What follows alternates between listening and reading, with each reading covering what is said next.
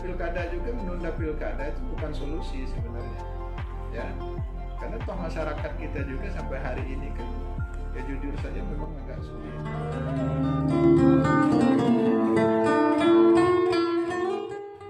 Tabi pun Yai, selamat datang di channel Info Kiai TV.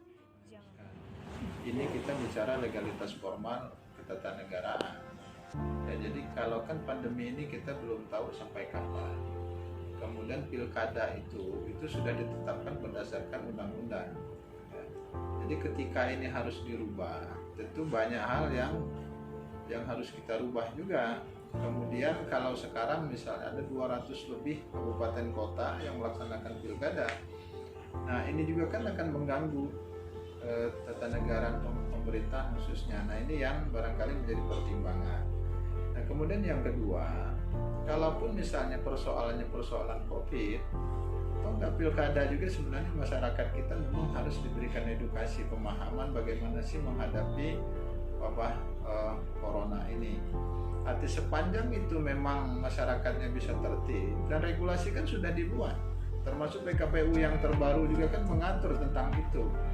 Nah jadi saya kira bukan pilkadanya justru yang dibatalkan, tapi teknis di lapangannya itu yang harus kita lakukan. Misalnya di TPS itu diharuskan misalnya memakai masker, kemudian yang masuk itu harus cek suhu tubuh, kemudian jaga jarak. Nah barangkali kalau misalnya di situ karena memang dibatasi oleh waktu misalnya, mungkin TPS-nya yang diperbanyak. Saya kira itu yang teknis gitu. Karena pilkada juga, menunda pilkada itu bukan solusi sebenarnya, ya. Karena toh masyarakat kita juga sampai hari ini kan, ya jujur saja memang agak sulit. Dan pandemi ini tidak seperti penyakit-penyakit yang lain. Jadi pandemi ini tidak bisa juga, karena saya juga bagian dari masyarakat. Nggak bisa juga kita serta-merta menyalahkan pemerintah. Ya orang banyak juga pejabat yang kena kok, gimana kan gitu. Ya kan bukan hanya masyarakat gitu, pejabatnya juga banyak yang kena. Nah ini semua kita harus menyadari itu, dan saya kira semua kita harus punya tanggung jawab. Bukan hanya pemerintah tapi masyarakat juga saya kira tertib. Nah kalau kita semua melakukan itu, insya Allah ini nggak ada persoalan. Jangan lupa di subscribe ya, karena dengan Anda mensubscribe, mendukung channel ini untuk terus berkreasi. Terima kasih. Jadi esensinya bukan justru menunda pilkada, tapi bagaimana pengaturannya, karena semua di Provinsi Lampung saja misalnya Pergub nomor 45 tahun 2020 itu mengatur semua tentang teknis itu. Bahkan termasuk sanksi-sanksi yang akan dikenakan apabila tidak mengikuti protokol kesehatan, saya kira sudah jelas gitu ya. Dan sampai hari ini baik petugas gugus tugas maupun dari pihak keamanan masih melakukan pendekatan secara persuasif, misalnya dikenakan sanksi-sanksi moral saja misalnya kan, hanya disuruh push up dan lain-lain.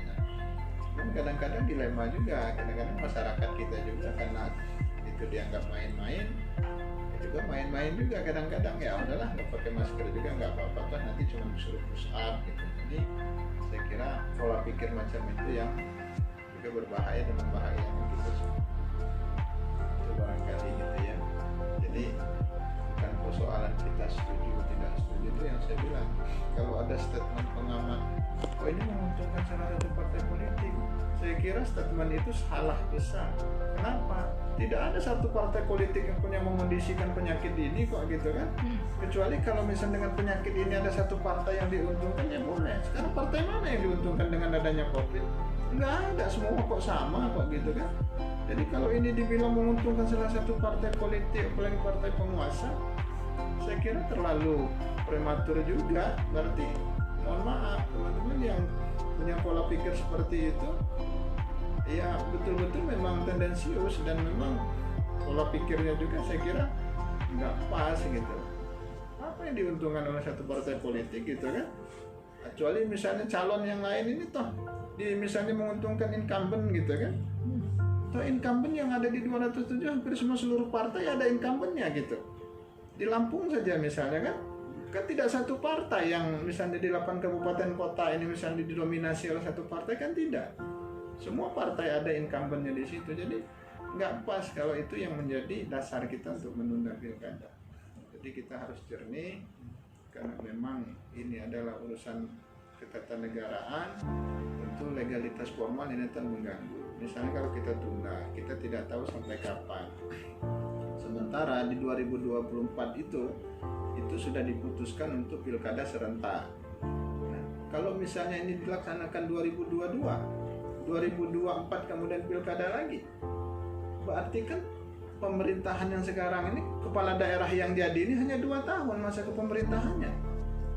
Kan nggak fair juga gitu loh. Orang sudah berjibaku berjuang sekuat tenaga, dia hanya menjabat 2 tahun gitu.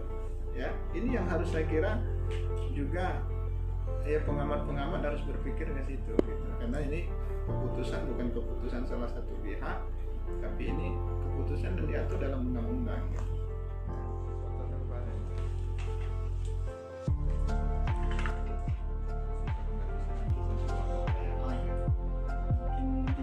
Kontak abang dia lagi.